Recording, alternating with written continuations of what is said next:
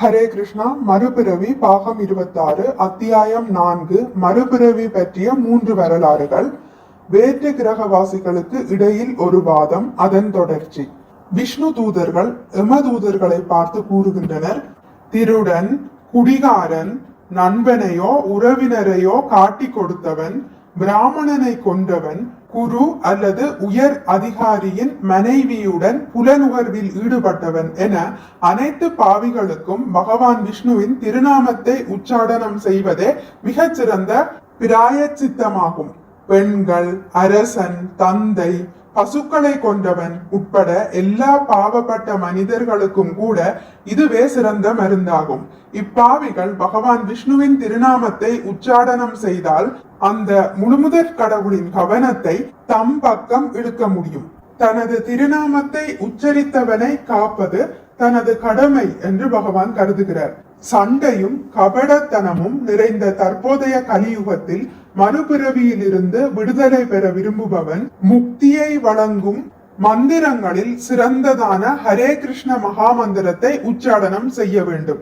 ஒருவனை பிறப்பு இறப்பு என்னும் சுழற்சியில் சிக்க வைக்கும் ஜட ஆசைகள் அனைத்தையும் இந்த மகாமந்திரம் அவனது இதயத்திலிருந்து முற்றிலுமாக நீக்கிவிடும்.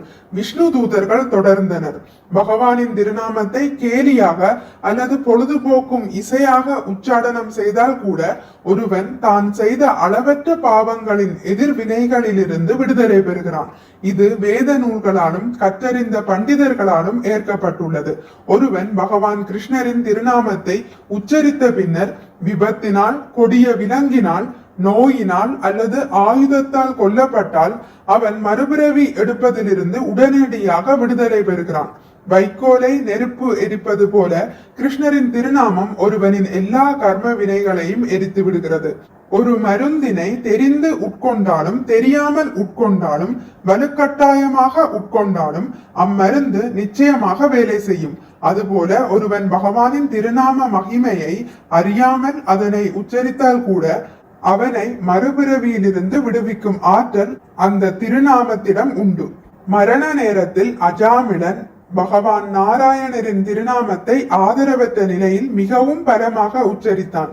அந்த உச்சாடனம் மட்டுமே அவன் தனது வாழ்க்கையில் செய்த அனைத்து பாவங்களையும் போக்கி மறுபிறவியிலிருந்து அவனை விடுவித்து விட்டது. எனவே இவனுக்கு மீண்டும் ஒரு முறை தண்டனை கொடுப்பதற்காக உங்களது அதிகாரியிடம் கூட்டிச் செல்ல வேண்டாம்.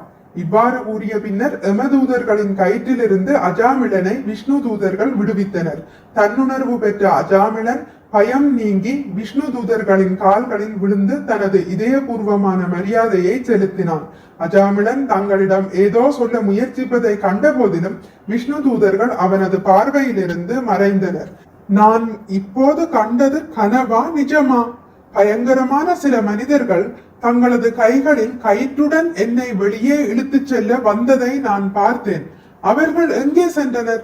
என்னை காப்பாற்றிய அந்த ஒளி பொருந்திய 4 நபர்கள் எங்கே என்று அஜாமிளன் அதிசயித்தான். அதனைத் தொடர்ந்து அஜாமிளன் தனது வாழ்க்கையை பற்றி ஆழ்ந்து சிந்திக்க தொடங்கினான். புலன்களுக்கு அடிமையாகி எவ்வளவு தரம் தாழ்ந்து போனேன். புனிதமான பிராமணன் என்ற நிலையிலிருந்து வீழ்ந்து கிடந்தேனே. எனது பண்பாட்டையும் அழகான மனைவியையும் இழந்தேன். விலை மாதுவின் வயிற்றிலிருந்து பிள்ளைகளை பெற்றேன். எனது வயதான தாய் தந்தையரை கவனித்துக் கொள்ள நண்பர்களோ வேறு மகன்களோ இல்லாத போதிலும் நான் அவர்களை கவனித்துக் கொள்ளாததால் அவர்கள் மிகுந்த வேதனையுடனும் சிரமத்துடனும் வாழ்ந்து வந்தனர். என்னை போன்ற பாவிகள் அடுத்த பிறவியில் நரக வேதனையை அனுபவிக்க வேண்டும் என்பது இப்போதுதான் எனக்கு தெளிவாகிறது. நான் மிகவும் துரதிர்ஷ்டசாலி.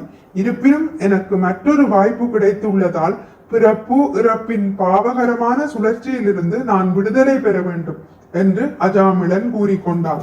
தனது விபச்சார மனைவியை உடனடியாக துறந்த அஜாமிளன் இமயமலையில் உள்ள புனித ஸ்தலமான ஹரித்வாருக்கு பயணமானான். அங்கு ஒரு விஷ்ணு கோவிலில் தங்கி பரமபுருஷ பகவானின் பக்தி தொண்டில் ஈடுபட்டான். அவனது மனமும் அறிவும் தியானத்தில் ஆழ்ந்து பகவானின் திருவுருவத்தில் நிலை பெற்றது.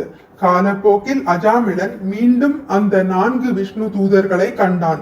எமதூதர்களிடமிருந்து தன்னை காத்த அதே விஷ்ணு தூதர்கள் தான் இவர்கள் என்பதை அடையாளம் கண்டுகொண்ட அவன் அவர்களுக்கு தலை வணங்கினான்.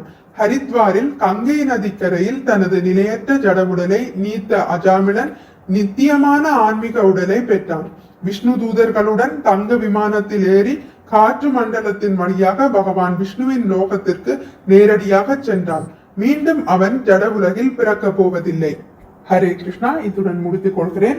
இனி அடுத்த பதிவில் அத்தியாயம் 5 ஆத்மாவின் இரகசிய பயணம் என்பதை பற்றி வாசிக்கலாம். மிக்க நன்றி. ஹரே கிருஷ்ணா. உங்களுக்கு இந்த வீடியோ பிடித்திருந்தால் லைக் பண்ணுங்கள், ஷேர் பண்ணுங்கள், சப்ஸ்கிரைப் பண்ணுங்கள். நோட்டிபிகேஷன் பெல்லை அழுத்துவதன் மூலம் அடுத்த பதிவுகள் உங்களை வந்தடையும். பகவான் ஸ்ரீ கிருஷ்ணரை பற்றி கேட்டு மகிழ்வோம். ஹரே கிருஷ்ணா.